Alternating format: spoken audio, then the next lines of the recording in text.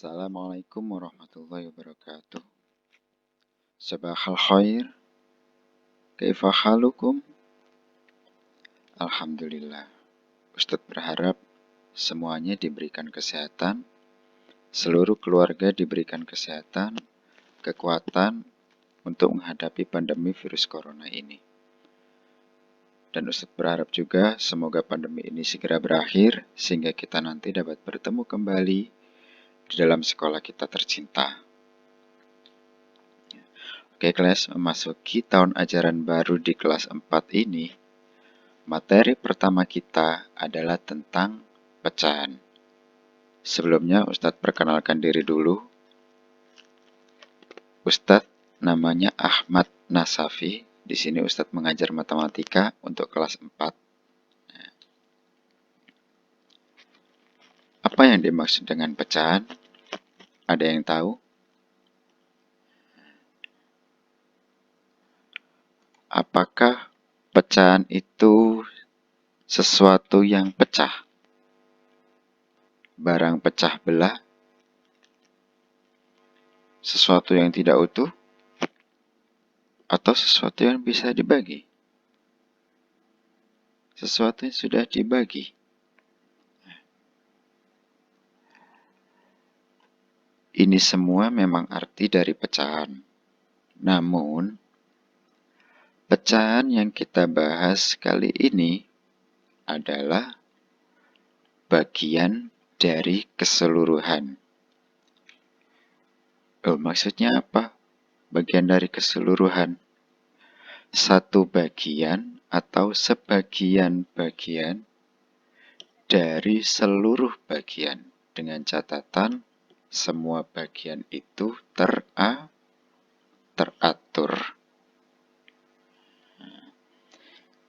Sampai sini sudah paham ya, apa arti dari pecahan? Pecahan adalah bagian dari keseluruhan. Contohnya seperti ini. Ini namanya bangun apa? Ya betul sekali. Ini namanya bangun 1 per 1 persegi. Jika 1 persegi ini Ustadz bagi 2 di sini, maka akan menjadi seperti ini. Ini namanya apa? Ini namanya 1 persegi dibagi 2. 1 persegi dibagi 2. Kemudian jika 1 persegi dibagi 2 ini Ustadz bagi 2 lagi di sini, jadinya akan seperti ini. Ada berapa bagian di sini? Ada 4 bagian. Ini namanya 1 persegi dibagi 1 persegi dibagi 4. Nah, yang ini untuk menjelaskan dari persegi-persegi yang habis kita bagi tadi. Misal persegi yang berwarna merah yang ada di sini, yang sudah kita bagi 2 tadi, Ustadz kasih 1 warna merah.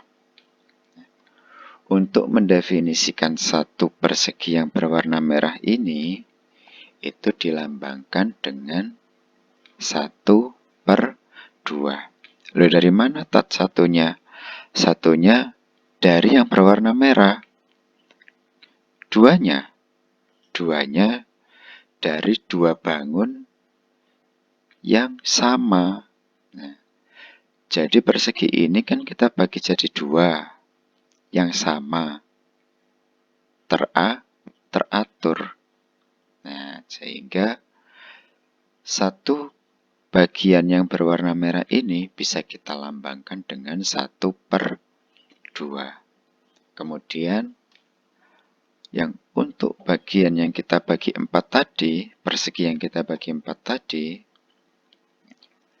Ustadz kasih contoh 1 persegi yang Ustadz atau 1 bagian yang Ustadz kasih warna merah. Untuk mendefinisikan 1 bagian yang berwarna merah ini, itu dilambangkan dengan 1 per 4. Nah, bisa ditulis seperti ini. 1 per 4. Sampai di sini paham ya? Nanti kalau ada pertanyaan secara tidak langsung boleh ditulis di kolom komentar. Insya Allah nanti akan segera Ustadz jawab. Selanjutnya, tugas kita adalah mencari atau menentukan pecahan yang senilai. Tahu senilai? Iya, benar sekali. Senilai itu sama. Sama nilainya. Ada contoh, 1 uang 1.000 itu nilainya sama dengan 2 keping uang 500-an. Benar apa tidak? Dalam menentukan pecahan yang senilai, itu juga sama. Prinsipnya sama seperti itu. Caranya sama seperti menentukan uang 1.000 dengan 500-an 2 tadi. Cuma di sini kita menggunakan bantuan garis bilangan. Masih ingat ya garis bilangan ya? Ini kelas 2 sudah diajari seperti ini. Kelas 3 juga sudah diajari garis bilangan. Kelas 4 kita garis bilangannya ada pecahannya. Lotat, untuk menentukan pecahannya senilai dari garis bilangan ini bagaimana, Tat? Untuk menentukan pecahannya senilai dari garis bilangan ini, mudah saja.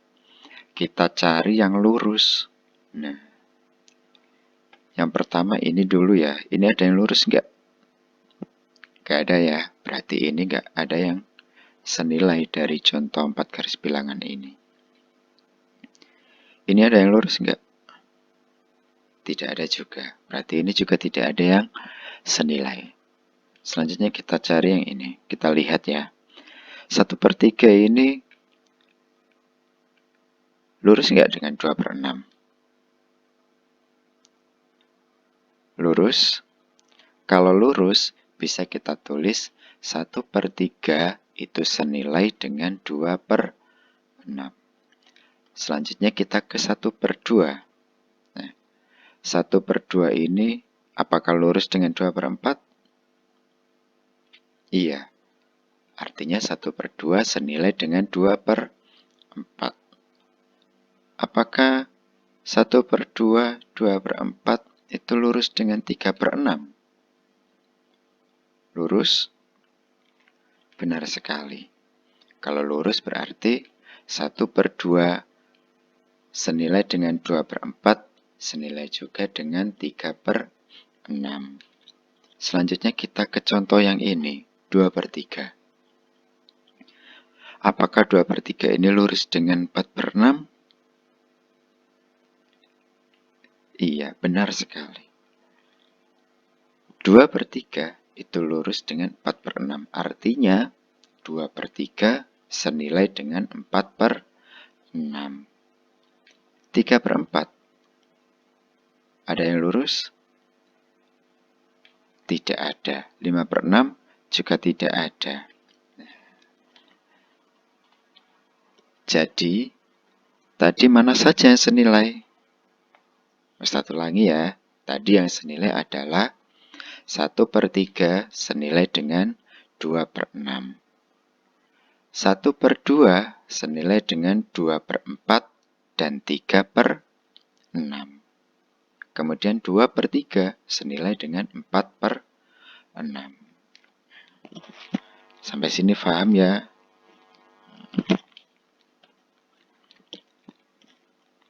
Nah, di sini Ustadz kasih contoh. Contoh pecahan yang senilai. Cara menuliskan pecahan yang senilai. Caranya bagaimana, Tat? Nah, bisa dilihat di sini ya caranya. Caranya, jika tadi kita 2/4 itu senilai dengan 1/2, caranya cukup dikasih tanda sama dengan. 2/4 sama dengan 1/2. 2/6 senilai dengan 1/3. Ditulis 2/6 sama dengan 1/3. 3/6 itu senilai juga dengan 2/4. Ditulis 3/6 sama dengan 2/4. Nah, jadi sampai sini kita sudah bisa menuliskan pecahan-pecahan yang senilai. Bisakah kalian menemukan pecahan senilai yang lainnya? Nah, nanti jangan lupa ditulis di kolom komentar ya kalau kalian bisa menemukannya. Ini ada contoh soal. Ini contoh soal yang tidak susah. Kita cuma disuruh menentukan pecahan. Tentukan nilai pecahan dari bagian berwarna merah di bawah ini. Nah, seperti yang tadi ya, yang kita bahas pertama tadi. Nah, pertama yang harus kita lihat adalah bangun-bangun ini apakah sudah sama. Kalau sudah sama, kita bisa menuliskan ini sebagai pecahan. Karena kita disuruh menentukan bagian yang berwarna merah, dari keseluruhan bagian yang ada di sini, berarti kita menuliskannya berapa ini? 1, 2. 2 per 1, 2, 3, 4. Jadi ini bisa kita tulis 2/4.